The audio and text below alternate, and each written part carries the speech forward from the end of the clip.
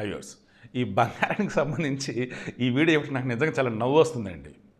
ఎందుకంటే లక్ష గండం, లక్ష దాటింది, 1,05,000కి చేరువైంది అనుకునేటాటికి టప్ప టప్ప టప్ప టప్ప మరలా వెనక్కి వచ్చేస్తుంది.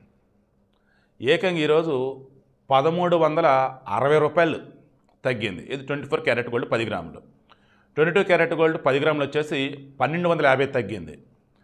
22 క్యారెట్ వచ్చేసి ఈరోజు మార్కెట్లో 92,550 రూపాయలు ఉంది.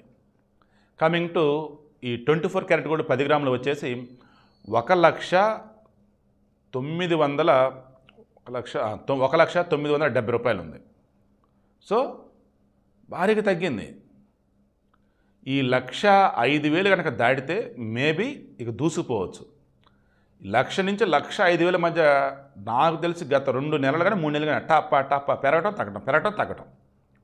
మరలా చెప్తున్నా, మీ దగ్గర బాగా డబ్బు ఉంటే బంగారం కొని పెట్టుకోండి, భవిష్యత్తు ఖచ్చితంగా పెరుగుతుంది. అండ్ సిల్వర్ విషయంలో మాత్రం మరలా చెప్తాను కదా, కొన్ని స్టాక్ పెట్టుకోవటం కన్నా ఈ సిల్వర్ సంబంధించి ఇన్వెస్ట్మెంట్ స్కీమ్స్ ఏంటంటే అది చూసుకోండి. ఎందుకంటే రీసేల్ తక్కువ ఉండేది.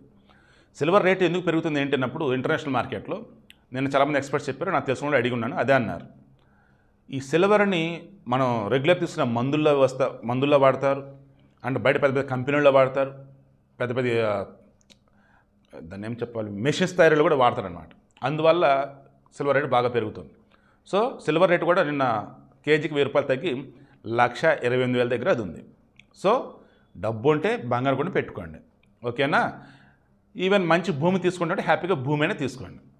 అనవసరంగా దానిలో ఇన్వెస్ట్ చేస్తా, దీనిలో ఇన్వెస్ట్ చేస్తా, అటువంటివి అయితే వద్దు. క్రిప్టో కరెన్సీలు వాటి జోలికి అస్సలు పోవద్దు.